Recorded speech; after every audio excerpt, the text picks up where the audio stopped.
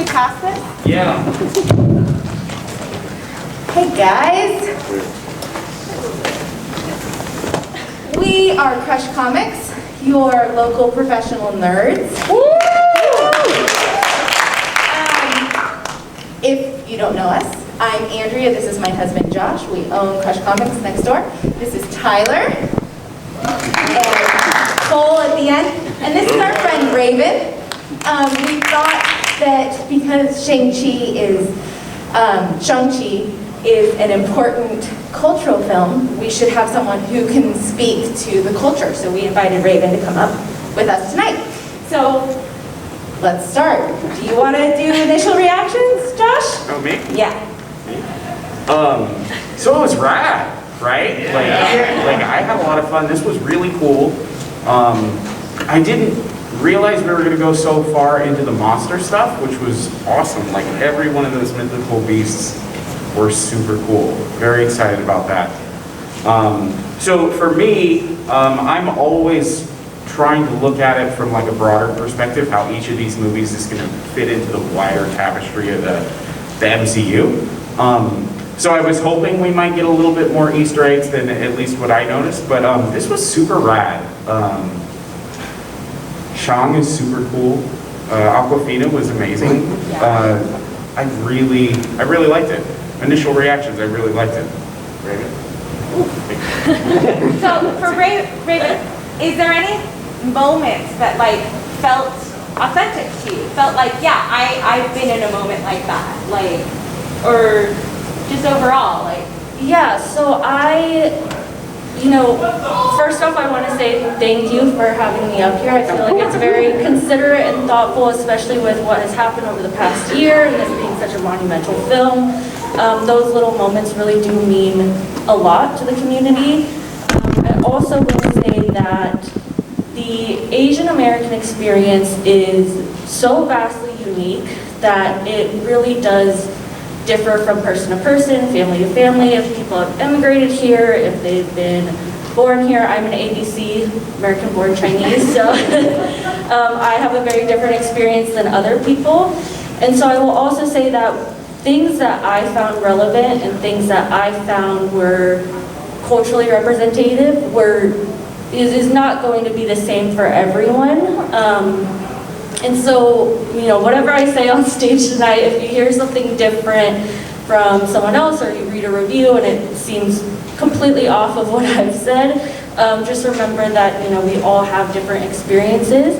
But I really do feel like this movie has something for everyone.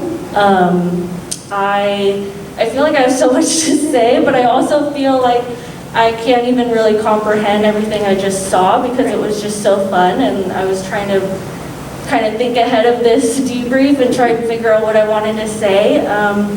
So I don't even know exactly where to begin. See what Paul wants. That was simple, man.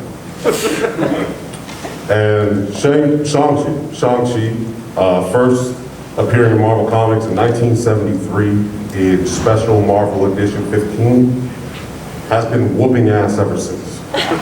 So all I needed today from the man often called Brother Hand was hands. And there was something there for everyone because my little monkey brain is going nuts. I do think that this film was super enjoyable. It was a super fun theater experience. It was cool to, just like Black Widow, like having people excited about Marvel movies again. But it kind of reminded me of Black Panther way, because like Raven was just saying, there's another aspect to this that's very important. And it's cool to see that representation. It's cool to see a culture explored and brought into the big screen in such a unique way, especially to the MCU. And like I said, just the hands, the kicks, the knees. Shailene, his sister, has the nastiest spinning roundhouse kick I've ever seen in my life. I think it's crazy she had like a whole flashback sequence to think about it before she just put it to her foot and put the foot to his nose. So, but yeah, no, I'll nerd out more and see. We can talk about any Easter eggs or anything around, but I wanted to pass it down. And Tyler? Hello, everybody. Now, I really love this. With how many origin films we've gone with Marvel so far, I was kind of nervous that it'd be kind of the same thing, cut and dry A to B. But getting a full-on martial arts film to mix up from all the big shooty action, I think was fantastic. Also, I'm a huge fan of the actor Tony Leung, who played the Mandarin. I think he's one of the greatest actors of all time. So to get him in this film and do such a good job, he killed every scene he was in. Love the father and son dynamic so much. I was just thrilled from start to finish. All the emotional beats landed for me. The action was great, and it never got too messy, even with giant dragons fighting in the sky stuff. I thought it was a blast all the way through. I'm still kind of shaking, still processing quite a bit, you know? This was absolutely fantastic. Yeah, still have a lot to process, but absolutely loved it. Probably my top 10 Marvel. Wow, that's saying a lot. For me, it was so beautiful, right? Marvel does such a good job of taking us into a world that each one's a little unique, right? We have spy thrillers, we have action, we just have beautiful cultures being represented. For me, I wanted a big yeah for the dragon. Anybody with me? That felt like it was a moment, but it was so pretty that I was just oh my God, it's so pretty. I couldn't yelp for it. But it was great. I loved it. But going back to the comics, does anybody want to speak on how this, it veered pretty far from what his actual origin is. Not that they did a bad job, but we are the comic people, right? His relationship with Wenwu was actually something that they were having some fun with, taking pieces from the comics, kind of changing up the origin of the Mandarin that we kind of saw in Iron Man, and to go back to that, how he has been this figure that's been alive for centuries. In the comics, I believe the 10 rings came from a meteor. It was kind of like Green Lantern's origin, where it landed on Earth, and each of the 10 rings have a different ability in the comics. Some of them are used for illusions, some of them are used for creating glass and prismatic energy, all these different things. But I thought it was really cool that they changed them into these punching weights that he's able to use to augment his martial arts abilities, and that's all what this film is about. So I feel like everything that they were kind of doing and playing with, they found a way to really make it work for the story they wanted to tell, but the way they wanted to tell it too. So it didn't have to be a whole bunch of crazy alien magic and whatnot. I'm very short. In the comics, his dad is actually Fu Manchu. It's not the Mandarin. And so they are kind of meshing two things together, which is cool. It works for modern film, and I think that that's important, that Josh used to get real hung up on the comic movies being like comics, right? But he's learned to see how it's a broader picture when you're working with an entire universe. So I think that they did well, but it should be said that this is not his original, right? Okay. I think it's a really smart idea to simplify the rings, because the rings are very complicated in the comics. They each do something Each different one in has a the different, comic. and they're rings that he would wear on his fingers. So I think the change to the bracer style is really cinematic and cool and amazing. I have a secret wish, and I'm going to let you guys in on a little bit of deep nerd stuff. So there's a dragon in Marvel Comics called Fing Fang Foom. I'm reluctant to speak his name, but he's rad, and I'm really hoping that the 10 rings are actually his rings and they're finger rings, and maybe we'll get that later down. Yeah. So I don't know. That's kind of nerdy. Imagine the Hulk but the size of Godzilla with a long ass neck and a whole bunch of attitude. Yeah. But yeah, down to the purple shorts. Fing Fang Foom is no joke. Really cool. I don't know if I have any gripes. It was a lot of fun. What do you guys think? Does anybody have questions, comments? Please. Yeah. Jake. Do you think that monster was considered a deviant for the Eternals to fight, or he was supposed to fight? That's interesting, man.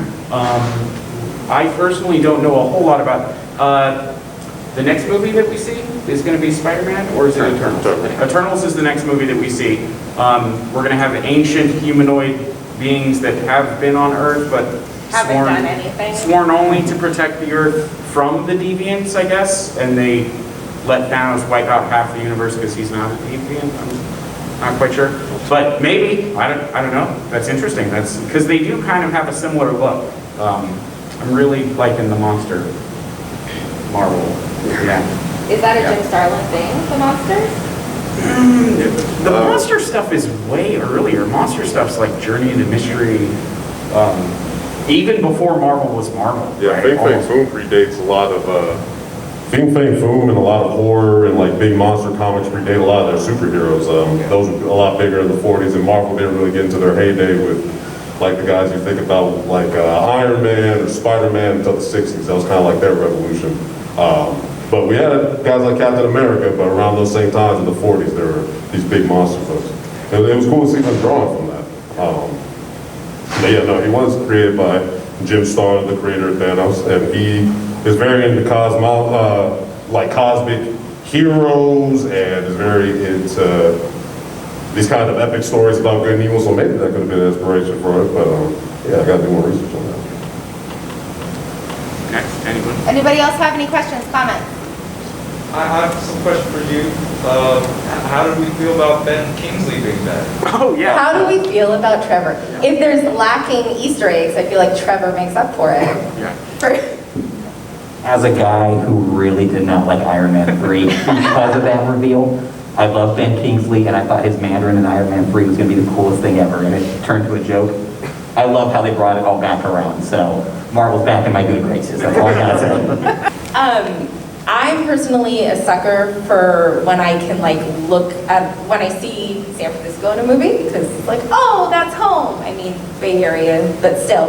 But I love that they were in San Francisco and in Chinatown. Does anybody feel that way too? San Francisco actually has a lot of history as far as, you know, people emigrating here. You either went to New York or you went to San Francisco. My family came from Hong Kong when my dad was 8, so they came in to San Francisco, to the Bay Area. So I feel like, and I noticed too, I think the majority, it was Mandarin speaking, at least that I could pick up on because I couldn't really understand it. But I did notice that when we were in San Francisco, it did switch to Cantonese, which is very common because Cantonese is a language that's spoken in Hong Kong, Mandarin is more China, and so a lot of the people that came to San Francisco were from Hong Kong, so San Francisco actually has a lot of Cantonese speakers more than Mandarin. So those little details were fun for me to pick up on, just because I can't really understand Chinese that much because I wasn't really exposed to it a lot. But what I did recognize and what I did pick up on felt really great. And I have to say that starting a movie in Mandarin and opposed to English, I think was a really strong choice, because this story shouldn't begin with English. It doesn't make sense to have, English speakers. So I think choosing to start the movie in Mandarin just makes it clear that this is our story, this is for us. These characters are not Americanized at the time, Shang-Chi is eventually. But I really appreciate the details like that. So, one thing I'm not sure if it's a full gripe, but it was something I was thinking about during the movie when they reviewed how his mother actually died. It was actually made me think about what we were talking about earlier. I'm not sure if anybody's familiar with the term women in fridges. It's actually something that comes from comic books. And it's a term that was coined by the comic book writer Gail Simone. It specifically refers to this idea that women in comic books, and it can now it's extended to other media, will sometimes meet violent deaths as a way to give motivation to male characters, protagonists, antagonists, what have you. So that did have me thinking about that a little bit, because I was wondering the whole time, what happened to the mom?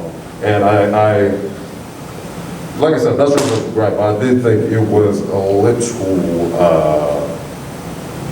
something to think about, because that does happen a lot. Even the episode of whatever we were just talking about, like, that was kind of stuff that was going across my mind. So it's interesting to see stepping forward in many ways, and not even necessarily stepping back, but the tropes that we rely on in these type of movies. Some I was thinking about. I like totally agree. I was hoping she died of like not being able to live in our world. That like she got cancer or something, or an unexplained illness, that like she was not long for this world because she's not of this realm. And I thought that that would be a more interesting thing than to use her as a plot device to make her a woman in a fridge, to have him experience that trauma and then go and like make himself a murderer. I mean, I get it, like I get why they did it. I just think it's shortcuts and poor storytelling. Yeah, I agree. Just kind of a typical cliche use. Yeah. And it sucks because, like I said, Tony Lee, in my opinion, kills it all the way when it sells it. But as you realize what her fate was, I was like, okay, you know, we've seen this a million times.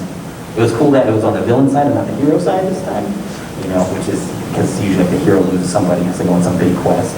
But yeah, a little heartbreaking on that end, but I still thought, you know, for the most part, the film holds up pretty well. Yeah, Just the yeah. one, you know. I guess that would be my one gripe. Yeah.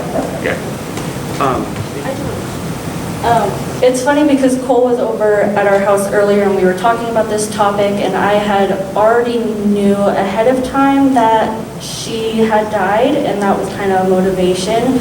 And so we were talking about it, but when I was watching this film, I kind of felt steered in a different way. I think Wenwu, before her death, really was more like the yellow peril, I want to take over the world, I want power. And once he met his wife, he put down his rings, and once she died, he was more motivated by grief. And I think in this case, it makes him seem more personable and more human. And, you know, it's not just, you know, total domination. He has, you know, a family, a purpose. And so I think from that standpoint, I kind of go both ways, because I understand it, but I also feel like they really wanted to make him a likable character and kind of move from that yellow peril stereotype. And grief in general in the Asian culture, at least in my experience, is very taboo. You typically don't share any of your emotions. You're kind of taught to keep that to yourself. You don't communicate. And I think in this case, every family member was trying to figure out how to deal with grief and trauma, but none of them were able to come together and connect and deal with that together. So we have Wenwu, who decided to pick up the rings. We have his sister, who was waiting and waiting for her brother to come home, and then decided that she needed to just do her own thing, and she had to be, you know, she couldn't rely on anyone else. And then you have Shang-Chi, who fled to San Francisco and never looked back. And so when you do see them come back together, there's obviously the love and the connection that they have because they're family, but there's also a very strong disconnect between Shang-Chi and Wenwu because they don't communicate and they didn't use grief as a way to come together. But do you think that if she had died of natural causes, that it would have taken away from that? Because I think if she had died from natural causes, the grief and the guilt would be different. And so I don't exactly know what the outcome would be. I don't know if he would have taken up the rings again, if he were, you know, home with his wife who was sick, or if he was there when she had passed. I think it had to be something more to kind of push him to, you know, take up the rings again, even though he had set them aside for his family. So I think it needed to be something more. That's a good point. I would say that's a good point. I think the film did say a lot of things about guilt. And there's guilt on Shang-Chi's end that he feels about the death of his mother. There's guilt on Wenwu's end. There's guilt on Shang-Chi's end when it comes to Shailin, when he feels his guilt for leaving her. So, no, I do think that they did say some interesting things about guilt through that. And you make a very good point that he was this kind of conqueror for a long time. So it's good to not see him be all that, because there have been times in the comic books with the character of the Mandarin has been all that, just give me the power. Fu Manchu, and yeah, so, no, that's very, very cool. Any other comments from the audience? Okay, so what do we think comes next? Where are we left? After with Wu or with Wong, everything that's going on, right? Can I just ask, do you guys think that Wong should be Sorcerer Supreme? Because I'm starting to think that Wong should be Sorcerer Supreme. My man's getting stuff done. And I don't know if you guys saw that Spider-Man No Way Home trailer, but Dr. Strange taking in his Tim's with his coffee mug and messing up the universe. So, I mean, just saying. That man took out the Abomination with one punch and it wasn't even his. That was very That was cool to nice. see. Everybody knows Abomination. Everybody recognizes Abomination from way back in the Ed Norton movie. Very cool to see him back in a more comic accurate depiction. Super cool. And he just returned him to the raft. It looked like, right? So it looked like it. Yeah. Yes. So just like, hey, let's go make some money because he can't afford his metaphysical Pamela, right? Is that Wong's wild. I think he's trying to fix the hole. Doctor Strange ain't fixing the hole. Yeah. I think Wong's trying to fix the hole in the roof from Infinity War. No, I'm very excited for Spider-Man. you think this leads into Spider-Man? I mean, I don't know exactly what Are this they leads getting into. a sequel? This, I mean, I hope so. That's We saw what it the Return of the Ten Rings. I'm very excited that she wasn't really just packing up the organization. Of course. She's built an There's a empire power for back herself. here. You know, And she's so a badass. that was very cool. Yeah, we Captain Marvel there at the end, and we got Bruce Banner back in his Bruce Banner body. Yeah, so that's interesting. He's given up the smart hole. Yeah, Or maybe he was just tired because his arm was hurt, so maybe it's post-Endgame, quick after Endgame. maybe. Yeah. We don't know where this is. We don't know when this is in conjunction to the snap and the blip. We know that it's after. We know it's after. Right, but not how far after. Yeah. Very exciting. What? Well, hey, you guys, that's it for us. Thank you very much for hanging out with us. Thanks for staying. Big thanks to the Chabot for having us. We absolutely love this theater. We're townies. We're going to be here forever, hopefully. And we hope they are too. So please support them as much as you can. Come see movies here, hometown. Love you guys. Thanks very much. One more round of applause for Crush Comics before you take off. If you have not been in the shop next door, please go pay them a visit. Say hi, they are the best. We love them. We can't wait for Spider-Man. That's our next comic book movie, I believe. We are unfortunately maybe not playing Eternals. Don't ask me. Okay, ask him, ask DJ. What's up, DJ? I just want to plug one more time our membership. This is kind of a special events kind of thing. You'll still be able to see any regular showing of movies, but our membership is kind of more for like every Friday night in Halloween we're doing in October rather, we're doing a Halloween themed movie. If that's the kind of thing you're interested in, go pick up a card at the front. I believe Alex Harms is there. She will give you a card on all the info on how to be a member. It's super like accessible, $1 a month kind of thing. We just want to build a community seeing like movies and weird films and things like that. So we love you. Please go check out Crush Comics. Thank you so much for the popcorn. Thank you so much for the debrief. We love you. And we'll see you guys next time. Good night.